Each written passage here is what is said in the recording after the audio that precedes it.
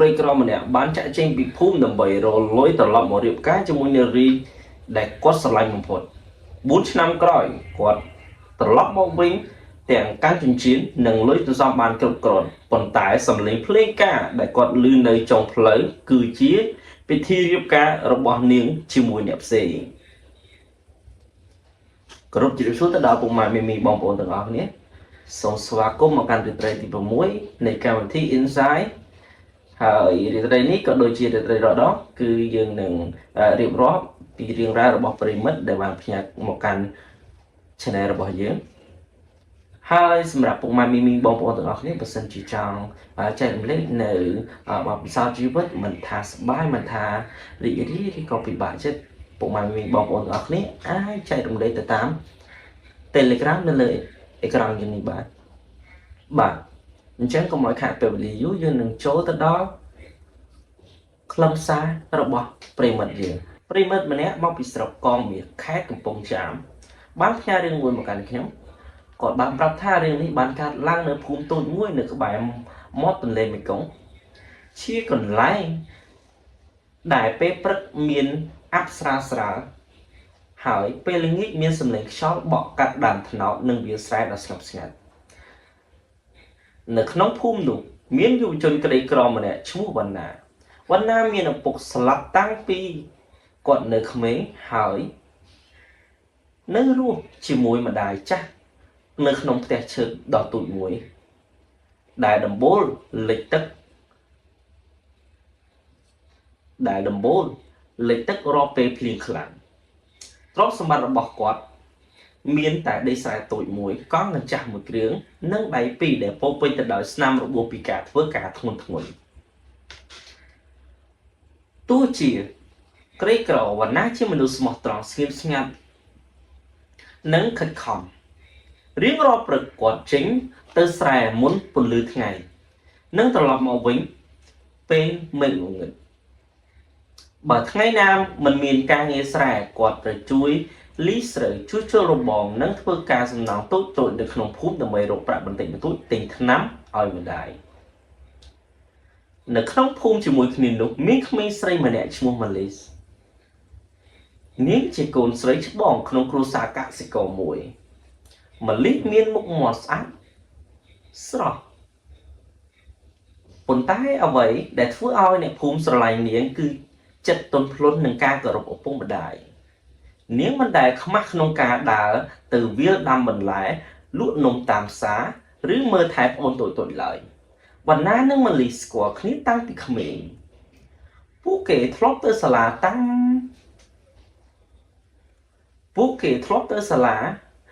មផ្លូវដីក្រហមដូចគ្នាធ្លាប់ជិតឈរជ្រកភ្លៀងក្រោម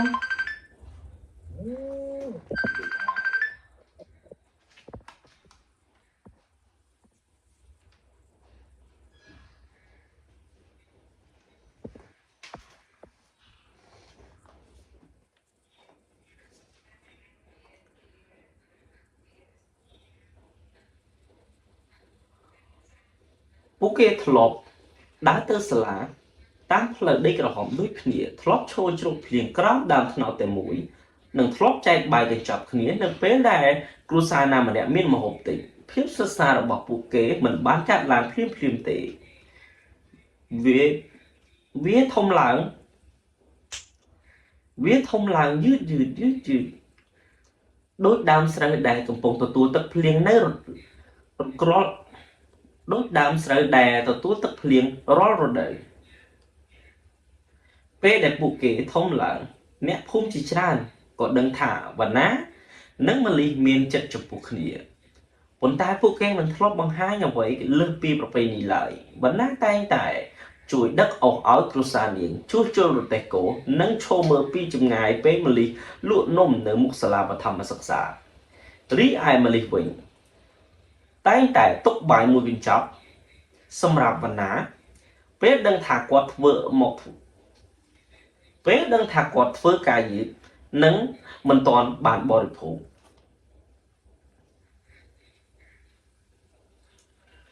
សេចក្តីស្រឡាញ់របស់អ្នកទាំងពីរមានចិញ្ចៀននិងអំណោយថ្លៃសេចក្តីស្រឡាញ់របស់អ្នកទាំងពីរមិនមានចិញ្ចៀន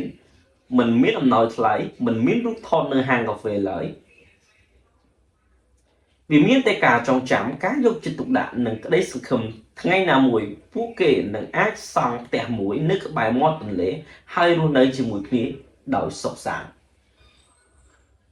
ប៉ុន្តែជីវិតរបស់អ្នកក្រមិនមែនអនុញ្ញាតឲ្យក្តីស្រមៃដើរទៅមុខដោយងាយឡើយឆ្នាំនោះទឹកទន្លេមេគង្គឡើងខ្ពស់ជាងធម្មតា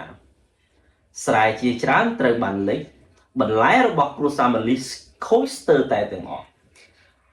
ឪពុករបស់នាងក៏ធ្លាក់ខ្លួនឈឺធ្ងន់ត្រូវយកទៅព្យាបាលនៅមន្ទីរពេទ្យខេត្តកំពង់ចាមគ្រួសារដែលធ្លាប់ក្រីក្រស្រាប់ត្រូវខ្ចីប្រាក់ពីម្ចាស់រោងម៉ាស៊ីនកិនស្រូវម្នាក់នៅស្រុកជិតខាងបំណុលចាប់ដើមពីតិចហើយកើនឡើងរាល់ខែដោយសារការប្រាក់បណ្ណាដឹងថាបើសិនជាគាត់នៅតែធ្វើការត្រឹមតែប៉ុន្មានពាន់រៀលក្នុងមួយថ្ងៃគាត់នឹងមិនអាចរៀបការជាមួយម៉ាលីឬជួយគ្រួសារនាងបានទេគាត់ក៏មិនចង់ឲ្យនាងរងចាំគាត់ក្នុងភាពក្រីក្រគ្មានថ្ងៃបញ្ចប់នេះដែរមុននឹងចាកចេញពីភូមិបណ្ណាបាននាំនាងម៉ាលីទៅក្បែរដើមត្នោតចាស់នៅចុងវាលជាកន្លែងដែលពួកគេធ្លាប់ជ្រកភ្លៀងកាលពីក្មេងនៅទីនោះគាត់បានសន្យាថាគាត់នឹងធ្វើការនៅភ្នំពេញរកលុយសន្សំនិងត្រឡប់មកសុំរៀបការជាមួយនាងម៉ាលីក៏បានសន្យាថានាងនឹងរងចាំទោះយូរប៉ុណ្ណាក៏ដោយថ្ងៃដែលវណ្ណាចាក់ចេញមេឃនៅកមាសមានពណ៌ប្រផេះម្ដាយនាងម្ដាយគាត់ឈរនៅមុខផ្ទះ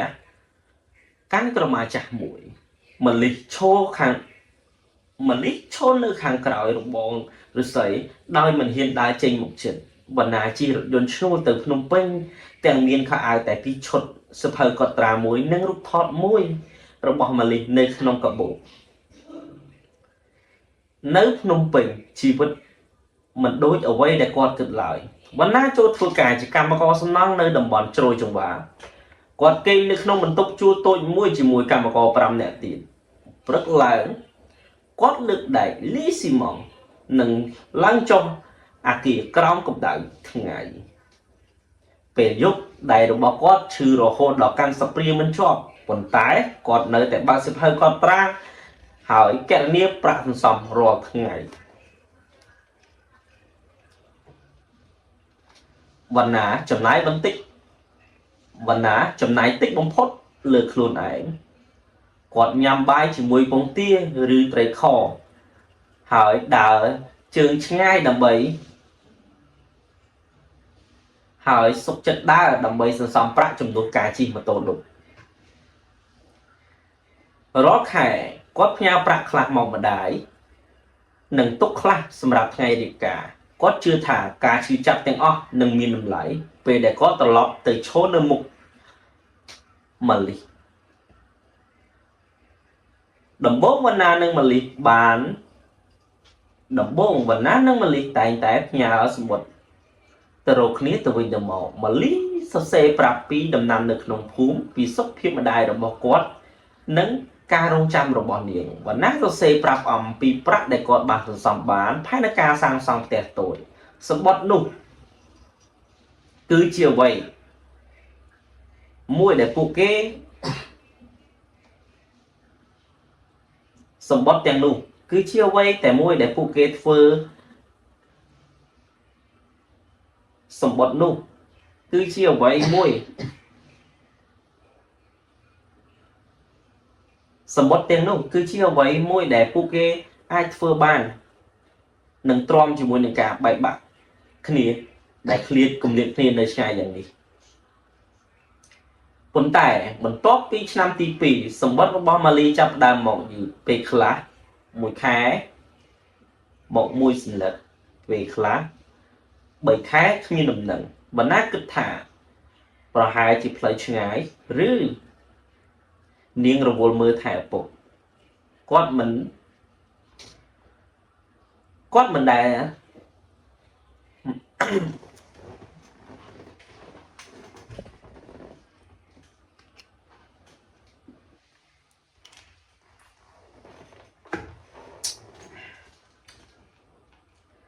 គាត់មិនដែលសង្ស័យចិត្តនាងឡើយ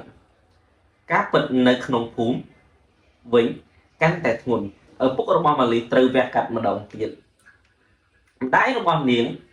លក់មានតិចតួចដែលនៅសល់និងបញ្ដាក់បិទនិងដាក់បញ្ចាំដីស្រែបំណុលកើនឡើងជាង20លានម្ចាស់បំណុលចាប់ដើមមកផ្ទះញឹកញាប់គ្រួសារនាងគ្មានលទ្ធភាពសងនិងប្រឈមនឹងការបាត់បង់ផ្ទះនិងដីទាំងអស់ម្ចាស់រោងម៉ាស៊ីនកិនស្រូវនោះមានកូនប្រុសមួយឈ្មោះថារិទ្ធីជាបុរសដែលមានការងាររឹងមាំមានផ្ទះនិងមានទ្រព្យគាត់មិនមែនជាមនុស្សអាក្រក់ទេប៉ុន្តែគាត់ចង់រៀបការជាមួយម៉ាលីគ្រួសាររបស់គាត់ដាក់លក្ខខណ្ឌថាបំណុលទាំងអស់នឹងត្រូវលុបចោលហើយឪពុកម៉ាលីនឹងទទួលបានការព្យាបាលបន្តបើសិនជាម៉ាលីព្រមចូលធ្វើជាកូនប្រសារ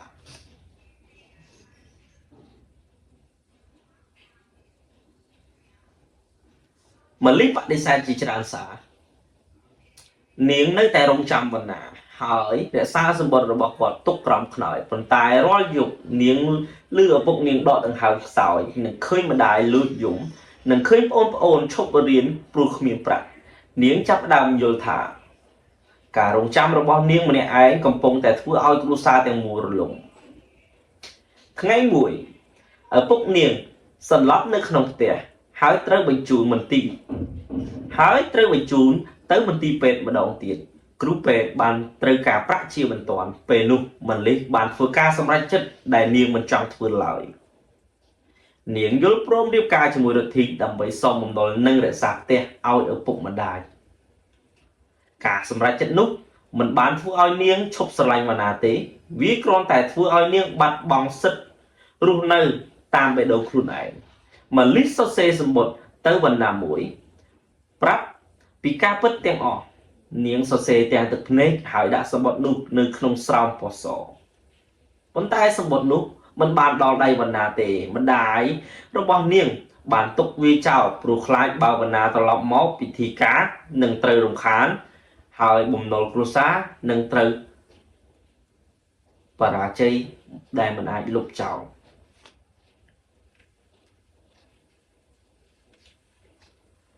មួយឆ្នាំក្រោយមកវណ្ណាទទួលបានឱកាសទៅធ្វើការសំណង់នៅប្រទេសចៅសៀមប្រាក់ខែខ្ពស់ជាងមុនប៉ុន្តែការងារក៏គ្រោះថ្នាក់ជាងមុនដែរគាត់ធ្វើការដល់យប់រស់នៅ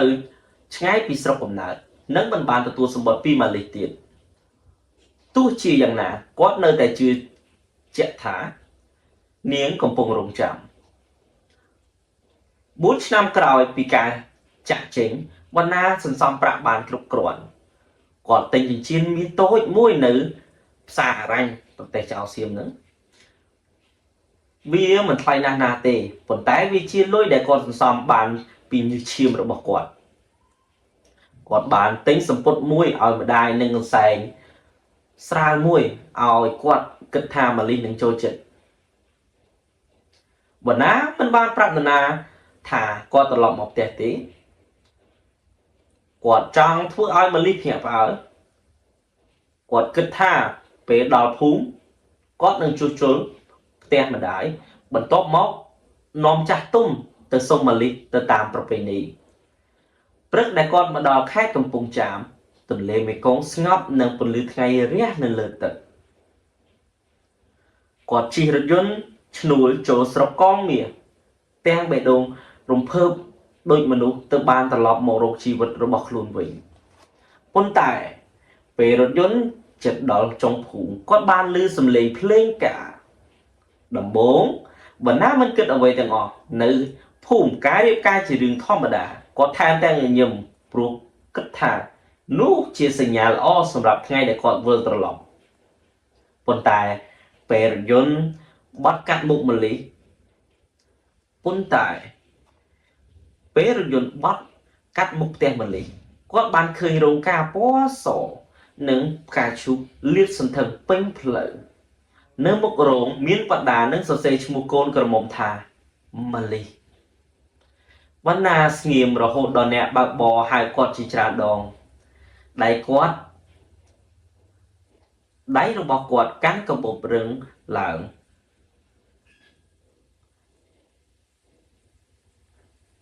ขนมกระบบนุกมีนจินเชียนนั่งกันใส่นั่งสิเพอได้กอดบาเซปิพันกานะกดระบอกปูเกอริยะเป็นบุญชนำกอดเจ้าปีรยนต์ในช่ายปีรงกาให้ดาวยืดตามเด็กระหอมมนุษย์จิจรานกำปงสายสบายเขม้งรถเลงพิ้วกำปงจิ้งโจลขมิ้นนาเดินทางบ่รอได้กำปงดาวตามจำเพลินุกบานฉลองกัดปรุงแดนหนึ่งเวอร์การะโหดดอได้ใบชิมดำใบตลอดหมกโรคโกนกระมุมในขนมโรงการหลุดเลยวันนาโชว์เนอปีกราวดาวสวายมวยปีตีนุกกอดอายมือเคยมาลิในขนมสมรีบองแปะโกนกระมุมเนียงสะอาดเชียงเอาไว้ในโคสรมัยปนตายมุกระบอกเนียงสเล็กเนกหักใบโดยเชียมนุษย์ได้ยุ่งอ๋อจีจรังยุกเนื้อเป้มาลิเงียบหมกไกรโรงเนกเนียง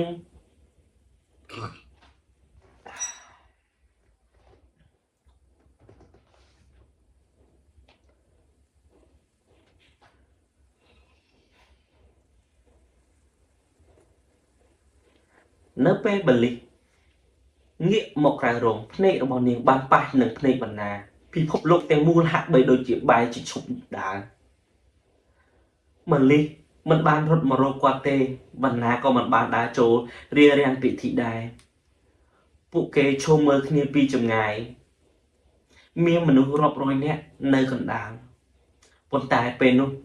หักใบโดยเจียปุเกมีแต่ปีเนี่ยในขนมภูมิบรรณาบานเคยตะเพลงเรามองเนียงแผลจบกอดก็โยนพริมท่านี่มันแมนชีจมเริงระบอนเนียงแต่ทั่วตามไปดงลายกอดมือเตอởปุ่มมาได้ระบอนเนียงในเลิกไอ้หนึ่งเรียงกายตรงซอยมือเคยมาได้เนียงกันทั้งnămหนึ่งมือเคยมาจากบ่มน้อยโชว์จุดกรูซากุนหล่อกอดโยนลอยไว้ต่างอ๋อโดยมีในนาเป็นโยนวันหน้ามันบานโจตสูแหดพอกอดดังท่ากาบองคอบากอดบางกอเพียบจะบกจะบอลมันลิงนั่งเตยเกมบรรทุกหนึ่งครูซาระบอลเนี้ยบัดบองไว้ต่างอ๋อกอดดังท่าจินเชียนมวยวงหนึ่งประทับซ้ำระบอกกรรมกอไกรกรอมันไอประยุทธ์จมวยหนึ่งบ่มนอลได้บานจองกอครูซาเนียงชิจรันชนามบานเตกอดบานเติมแต่เอาบามันติดหนึ่งบัดคลูนได้จริงรอจมเฮียนได้วันนาได้จริงปีโรงกาคือโดยชีการได้เจงปีชีวิตระบบกวดได้บานสมัยเราโหดออกบุญนำนี่สำเร็จเพลงกาเนื้อปีกรอยกันแต่ขลังปนตายจัดระบบกวดกันแต่มีผิวสงบสงัดเนื้อกราวดาวเหนาจักในจงวิลวันนาบานบุกวันนาบากับบุกโยจริงจริงกวดกันเวียในขนมบาดใดอยู่นะก่อนไล่นี่คือชีกันไล่ในปุกเกทรอปสัญญาทารงจามขณีปนตายเป็นนี่เนี่ยได้ตลอดบานหมกดีเปกหนึ่งเนี่ยได้รงจามตรึกบานหมกคอมเอาฉุบรงจามวันหน้ามันบานบอจริงตึกเจ้าเตะกวดด่าเวียตลอดจูนมประอบห้าโยกคนใส่เดี๋ยวบานติงเอามันลิตุกชิมวยหนึ่งบันไดเราบอกคลุนกวดบานปราบันไดอย่างเคลทากวดหนึ่งเตยตลอดตึกเวอร์กาวเองมาได้บรรณาดังเรื่องรายหุ่ยหายเนียงก็ดังทากูนประบอกเนียงมันตลอดสระดับใบสมระเตปนตายคือตลอดดับใบสมมนุษย์มันเนี้ยได้กอสไลด์รีบกายนึกไปหยุดหนุกมาได้หนึ่งก้นองคุยนึกน้องมุกเตะนึกหยุดหนุมาได้หนึ่งโกนองคุยในมุกเตะโดยขมิ้นเปียซันตันเนียสำเร็จเพลงกาในจงภูมิอันได้ตามช่อหมอกดอกเตะไกรกรอระบอกปุกเกปรึกลางวัดนาจะเจงปีภูมิมาดองเตียน គាត់ទុកប្រាក់មួយចំនួនឲ្យម្ដាយនិងយកប្រាក់សន្សំមួយផ្នែកទៅបង់ថ្លៃព្យាបាលដែលនៅសេសសល់របស់ឪពុកម្លិះតាមរយៈអ្នកស្គាល់ម្នាក់ដោយមិនឲ្យគ្រួសារនាងដឹងថាជាប្រាក់របស់គាត់វណ្ណាគិតថាទោះគាត់មិនអាចខ្លាចជាប្តីរបស់នាងក៏គាត់នៅតែចង់ឲ្យមនុស្សដែលនាងស្រឡាញ់មានជីវិតរស់នៅបន្តបន្ទាប់មកគាត់បានត្រឡប់ទៅប្រទេសចៅសៀមក្រោយរៀបការម្លិះរស់នៅក្នុងផ្ទះធំជាងមុនមានអាហារគ្រប់គ្រាន់និងមិនបាច់ខ្លាចម្ចាស់បំណុលមកគោះទ្វារទៀតឪពុកនាងបានទទួលការព្យាបាលហើយបងប្អូនបានត្រឡប់ទៅសាលាវិញមើលពីក្រៅជីវិតនាងហាក់បីដូចជាប្រសើរឡើងប៉ុន្តែគ្មាននរណាដឹងថារាល់ពេលដែលឮសំឡេងរថយន្តឈ្នួលឈប់នៅចុងផ្លូវនាងតែងតែងាកមើលរាល់ពេលដែលនាងឆ្លងកាត់ដើមថ្នោតចាស់នាងតែងតែដើរយឺតហើយរាល់ឆ្នាំនៅថ្ងៃរៀបការរបស់នាងតែយំស្ងាត់មិនមែនដោយសារតែជីវិតបច្ចុប្បន្នអាក្រក់ទេប៉ុន្តែដោយសារតែនាងចងចាំបុរសម្នាក់ដែលបានត្រឡប់មកយឺតតែមួយថ្ងៃប៉ុន្មានខែក្រោយម្ដាយម៉ាលីរកឃើញសម្បត្តិដែលនាងធ្លាប់លាក់មិនឲ្យផ្ញើការសោកស្ដាយបានធ្វើឲ្យម្ដាយនាងយំ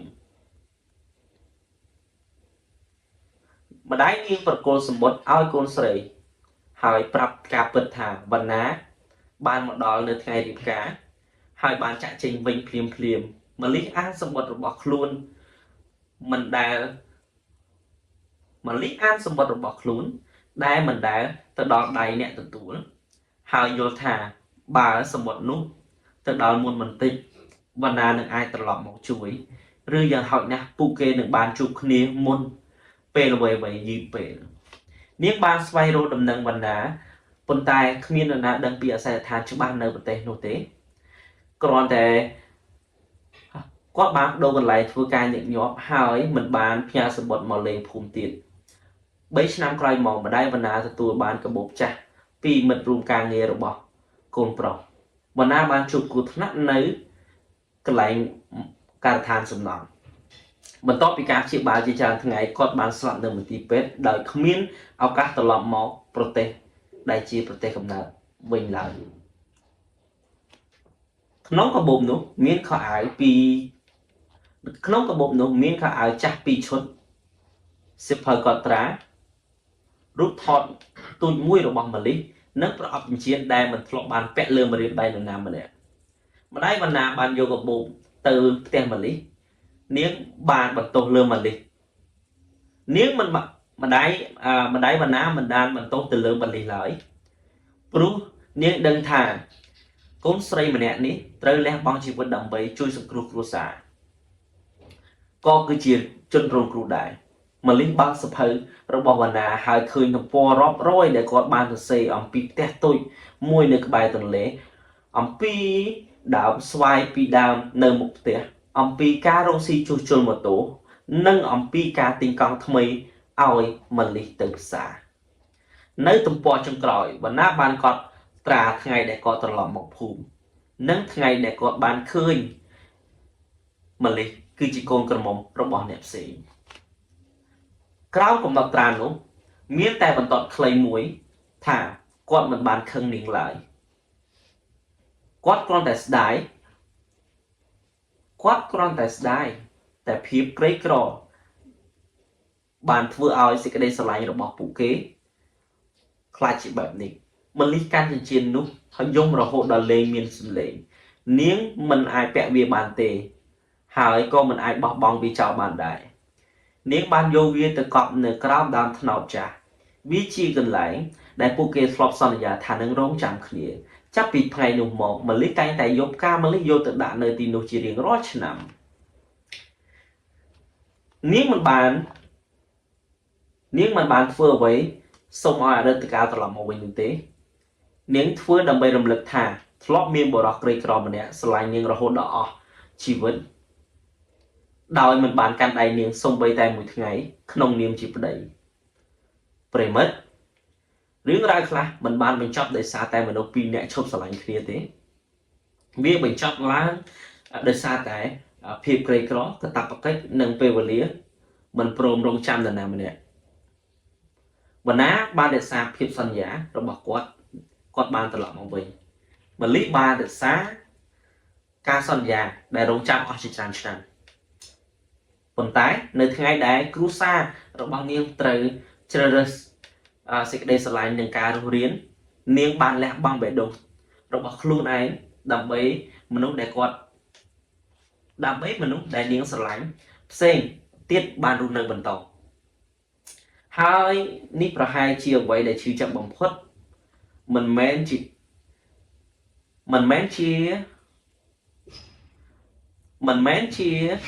ការដែលពួកគេសុំ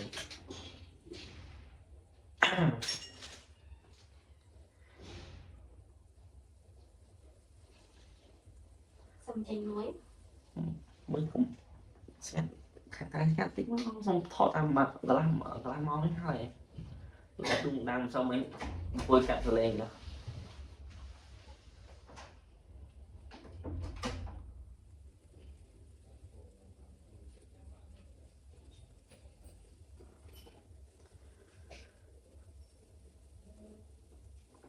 ហើយប្រហែលជាអ្វីដែលឈឺចាប់បំផុតមិនមែនជាការមិនបានរៀបការ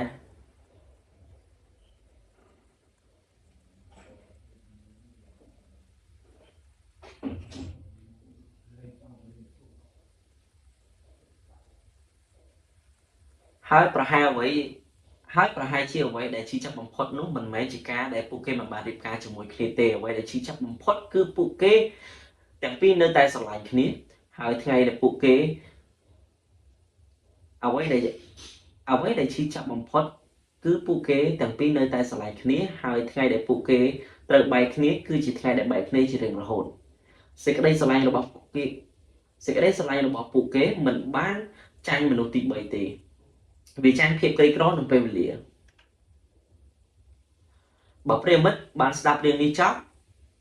ហើយមានអារម្មណ៍ថាសេចក្តីស្រឡាញ់ពិតមិនមែនតែបញ្ចប់ដោយការរស់នៅជាមួយគ្នាសូមជួយចុច like ម្នាក់មួយមកចែករំលែករឿងនេះទៅកាន់មនុស្សដែលអ្នកគិតថាអ្នកគួរតែបានស្ដាប់រឿងនេះត្រូវបានបញ្ចប់ត្រឹមនេះហើយបើសិនជាពុកម៉ែមីបងប្អូនទាំងអស់គ្នាគិតថាសេចក្តីស្រឡាញ់ពិតតែបញ្ចប់មិន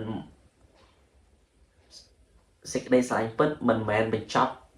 ត្រូវតែរស់នៅជាមួយគ្នាពុកម៉ែមីបងប្អូនទាំងអស់គ្នាសូមជួយ like និង comment ខាងក្រោមមកហើយចែករំលែកវាទៅដល់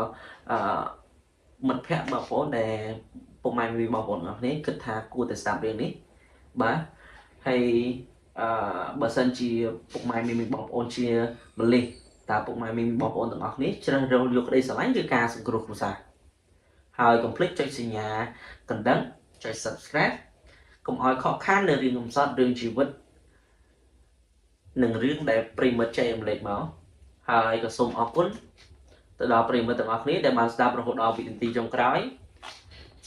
សូមអរគុណសូមជម្រាបលា